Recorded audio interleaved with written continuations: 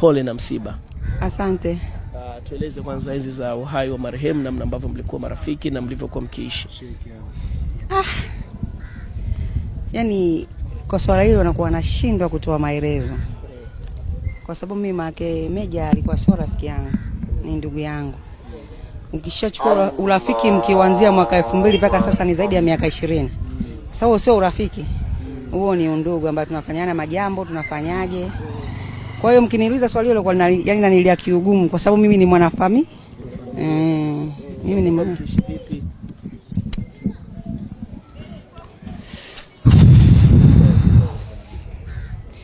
Nashindwa hata kuielezea. Nashindwa kuielezea. Yaani mpaka hivi anafariki. Kama tuna siku 3 tushaongea kwenye simu. Yaani sisi tupiti masaa 7 au 8 au 10 bila kuzungumza. Ambaye mimi ni family friend kabisa yani. Yaani ni familia yangu. Kwa sababu watu wengine wanaochukua urafiki wa mama Meja na mimi, yani baada ya divorce labda na Meja. Hapana. Ulianza urafiki wetu ndo akaja watoto wetu. Na urafiki wenu ulianzishwa na nini, biashara ama tu kwa sababu mnaishi wote eneo moja? Kampani. Kampani. Nasema mara ya mwisho kabla ya siku 3 marehemu kufariki mlipata nafasi ya kuzungumza. Labda ni kitu gani ambacho nakumbuka mlipata nafasi ya kuzungumza kabla ya kutwaliwa? Yaani nilizungumza naye, aliniambia vipi kwa sababu mimi ameniacha naumwa. Tangu mwaka jana naumwa.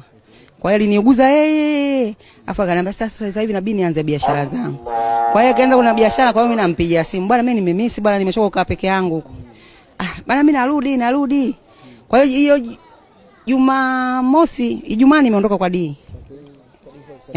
Nimeondoka kwa divorce Ijumaa kama mimi niko Mbezi. Kwa hiyo ukirudi huko unipitie huko niletee samaki Mbezi. Akasema sawa, mimi narudi Jumatano. Kwa hiyo Jumatano nitakuwa nishafika hapo. Kwa hiyo kabla ya Jumatano Mungu kaileta shani yake. Sawa. Mlikuwa mkipata nafasi ya kuzungumza pamoja, mnaongea nini kuhusu watoto wenu kwenye kazi zao za muziki? Sisi neno letu kubwa lilikuwa tunaongea, kwanza tulikuwa tunazogopa media zenu.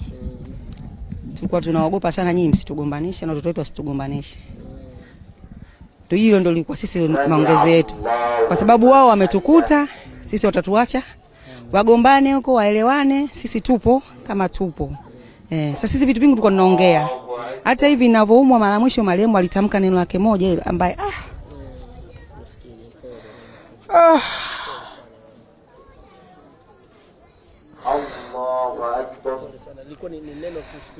alikuwa anapenda sana kutamadi. Wewe unaumwa, bora mimi sitaki uanze kufa yeye, acha nianze kufa mimi, ule watoto wangu. Wewe unajua madhaifu ya watoto wangu.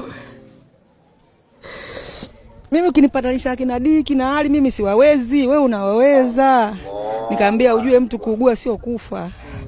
Yaani msiba mzito mwezi. Haifutiki kwangu.